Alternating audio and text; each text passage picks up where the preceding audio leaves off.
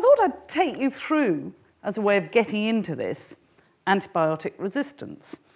And it's very interesting that as I get more into this, I discovered that Alexander Fleming actually, in his Nobel Prize-winning acceptance speech, predicted antimicrobial resistance and deaths as a result.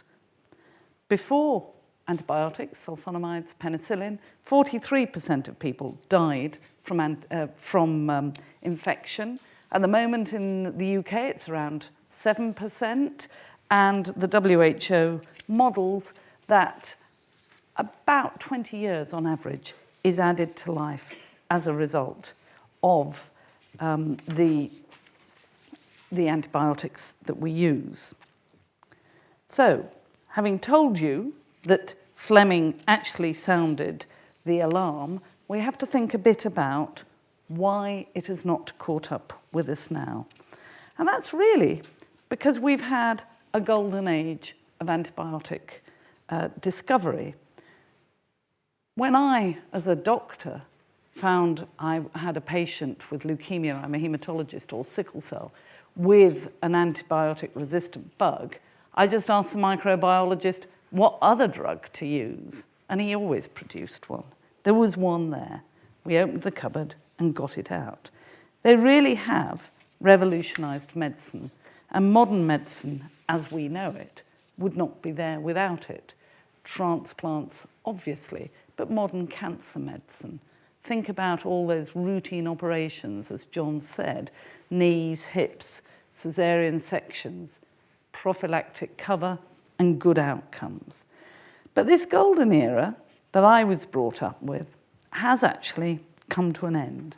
The last new class of antibiotics was in 1987, and the antibiotics we've had since are just variations, very helpful, wonderful, and life-saving. But we really need to get on top of this. We really need to work through what is going on and do something new about it. And here we are now thinking hard about the post-antibiotic era. And I was quite surprised about this. So the way I do my annual reports is I get together a whole group of experts. We talk through the issues, they write chapters that are very carefully referenced, very scientific, and then we talk about what does that mean for policy. And clearly, as a hematologist, I stopped seeing patients about 6 years ago, I knew about antibiotic resistance, but I was gobsmacked as they showed me the data about how it had deteriorated, and actually the data on antibiotic usage, which I will show you. So, you know, if we don't do something, we will go back to a pre-antibiotic era. And there are all sorts of things we can do about it, but it's quite shocking how we rely on antibiotics in this modern world. They're the cornerstone of medical practice, and we lose a lot of days to work from infections, some of which are treatable with antibiotics. Of course, many are viral, and that's some of the problem that we're going to have to look at. What do we do about the viral ones? How do we stop people, and this is behavioural science, social science, asking for antibiotics, GPs prescribing them when they're not needed? But the bit that I didn't know about as well was the use in the animal sector. I am told that a farmed salmon in the States, by the time we get to eat it, has eaten its own weight in antibiotics. Now, if that is true, and I've no reason to doubt it, that's quite shocking. Meanwhile, though the OIE has recommended rules for all countries about animal husbandry, only about 1/3 of countries are signed up and put them into action. So you can buy cheap antibiotics over the counter, well, actually over the internet people buy them. They chuck them into feed and they just pour them into the animals. They're used as growth promoters. They're used to make cheap food. And so one of the difficulties as we go forward in trying to sort this is that people say, but we must make sure there's access for poor people to antibiotics. Of course we must. That's a cornerstone of going forward globally. And how are we going to feed the world as it gets bigger and bigger, the population, if we don't use antibiotics in growth promotion? At which point, I'm pleased to say, we do have examples about how we can do it. So go to Norway and look at their fish farming, or Vietnam, some of their fish farms. They individually vaccinate every fish, and they use very few antibiotics. Go to Denmark and look at how they raise their cattle and swine, and their meat yield has gone up dramatically after a drop of a year or two since they stopped using antibiotics as growth promoters. So it can be done, but it does mean scrupulous hygiene and an absolute change of the present model, and that is proving difficult. But we need to address it because it is a reality. So the EU has modelled that 25,000 people die each year of sepsis caused by resistant bacteria.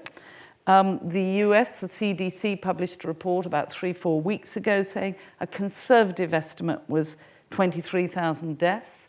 I'm told that one child dies every 5 minutes in South Asia. And the figure from my annual report shows you that E. coli infection and septicemia is going up, of which a significant amount is resistant, antibiotic resistance, and the mortality is doubled.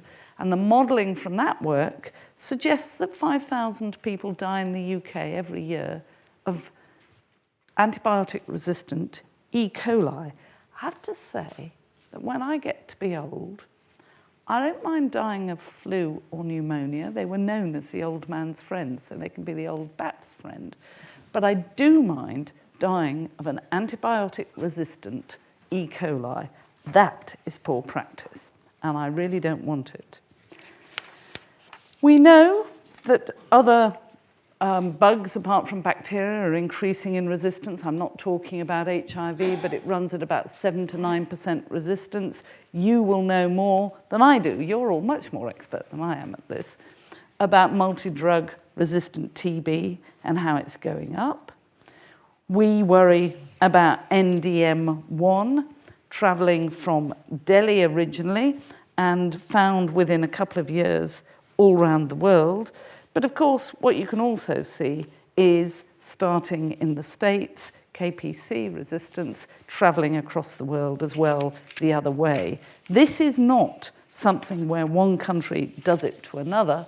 This is global. We are managing to move it round between us. And as I've intimated, it's costing us a lot. So this data comes from the Davies last January, as well as other sources. And we know that it's costing us about 1.5 billion antimicrobial resistance in Europe. 10 billion societal costs in the UK, and doubling of inpatient costs when people get antimicrobial resistance. Healthcare costs at least 30 billion, if not more, in the States because of it. And then you start looking at where are the antimicrobial resistant bugs and how are people using them. Over 80% of families using unnecessary antibiotics at home in Russia. Resistant bugs in water from around Japan and Antarctica. I showed this slide in Japan 2 weeks ago. The Japanese were not happy. But it's there in the literature. It's been found. It's very worrying. And if we're going to attack it, we're going to have to do something about conservation. And that means using antibiotics effectively. And this map is a really interesting one because it shows GP prescribing across England. And you can see dramatic variation. Now, I'm not saying that the lowest use is right, but the highest use has to be questioned, and we have to think about it. The numerator is courses and the denominator is patients. So some patients will have had more than one course, and we have to think about that. It's not a uniquely British issue, this variation in healthcare. This, I think, is very interesting data, recent data from the States, showing you the variation there and how the Midwest has more prescriptions than the coasts, which I think is also quite interesting. So, where is it? Well, we know about the humans, but this is a very complex system. I've mentioned aquaculture, food, transmitting it. Very interesting study from Sweden, young men going traveling, leaving without AMR, bugs in their guts. When they came back, 25% had it. Wildlife is playing its role. Companion animals, MRSA, on cats and on humans, taking it round. Food animals, there are plenty of scandals here that you will know about, be it MRSA, Salmonella, Campylobacter, and then, of course, the meat and food production lines, which make it very complex. And I was talking only yesterday to the chief executive of the Food Standards Agency about their role in protecting us all from these in the system. It is proving quite difficult to get to the animal use. This is a picture of fish vaccination, but I did just want to show you, in orange is antibiotic use in fish in Norway, while the salmon production goes up, and they introduced the vaccination back in the late 80s. And you can see a dramatic impact there, as I said.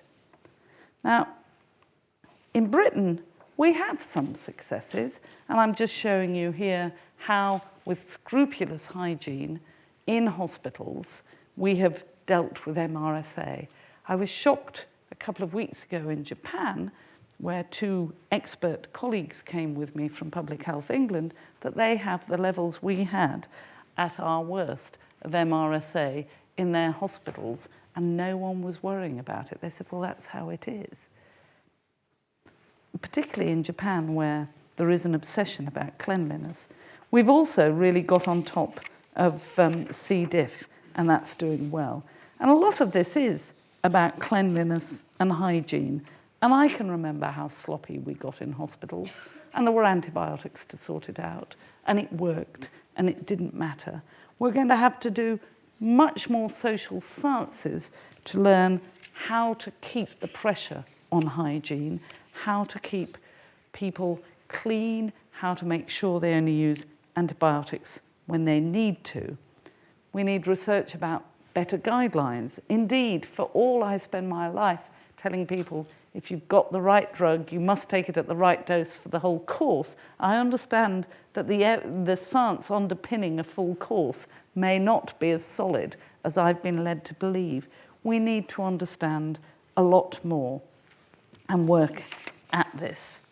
We've got to think about the economics. One of the things that was absolutely clear to me, and I'm sure it's my background in research and development that made me understand this, is that we haven't incentivized the production of new antibiotics, and we've got to. So I'm discussing this worldwide. We have our economists in the department modeling different ways of incentivizing new antibiotic research and production, pushes, pulls, advanced purchase agreements, transferable patent vouchers. I assure you, we're looking at all of them, and we're discussing them with the Treasury. But we can't solve this as a nation on our own. We're going to have to work together on this with many others. I've already mentioned geography, and that's absolutely clear. These bugs don't stay in one country, they move around. So we can't play Fortress Britain, we can't play Fortress Europe, and Northern Europe's pretty good. But if you look at the resistance levels in Spain and Greece, they are really worrying. And many of us in this room go to one or other for holidays and risk bringing those bugs home and having a difficult time, or even dying. Meanwhile, another issue that we're beginning to face, and is reported in the literature, are of course medical tourists going to India, Sri Lanka, places like that, and coming back with dreadful diseases that are infectious. I know there are many experts speaking after me, so I'm relieved I don't have to go into the real detail. My role is to champion this. We know that this research is difficult. Everyone tells me that. But there must be a way through finding new anti-infectives. Phages for some selected areas, vaccines, but actually new antimicrobials. And we really need to do more about best practice. And we did from NIHR a recent call, and I believe there's a lot of interest in it, for the evaluative research that we fund around antibiotic resistance. So, having published in March, where are we? I think we're beginning to see a sea change and a tipping point. We have a new cross-government antimicrobial strategy that was in draft when I published, but is much, much stronger as a result of ministerial intervention once they saw my report. Antimicrobial resistance is going on the government risk register next door to climate change, terrorism. We are doing it to ourselves. We have to take this seriously. It's a long process, but it's all being gone through and will happen. In 10 days' time, I will be in Qatar at the World Innovation Summit for Health. We've done a forum with people from all around the world on antimicrobial resistance, and that will bring it to the attention of many more people. Our Foreign Office is leading on the diplomacy and working out of Geneva, led by our Geneva ambassador, on a resolution to the World Health Assembly that will go to the Executive Board in January and the Assembly in May. We, as you know, are modelling the economics and talking to a lot of people. This is something that I have had to make a signature of my tenure as CMO. I am not going to give up the fight to solve this problem as long as I'm CMO. And indeed, as we have to take the public with us, I've even gone to the trouble with colleagues of writing a book for the public about it, and I believe many of you have got copies, and even doing a TED talk. That was one of the more scary things I've done. Packed out 4,500 people at the Albert Hall, no notes, no slides, no anything. But we've got to take the public with us, and we've got to take the clinicians with us, and we've got to support the researchers to sort this. This is a serious challenge to all of us, and it will take all of us to solve it. And the fact that I'm speaking in a quite soft voice doesn't mean it isn't important. It is central to our life expectancy and medicine as we know it. And I do believe that we still have time to solve this. But if we pussyfoot and fart around, we will die. Thank you.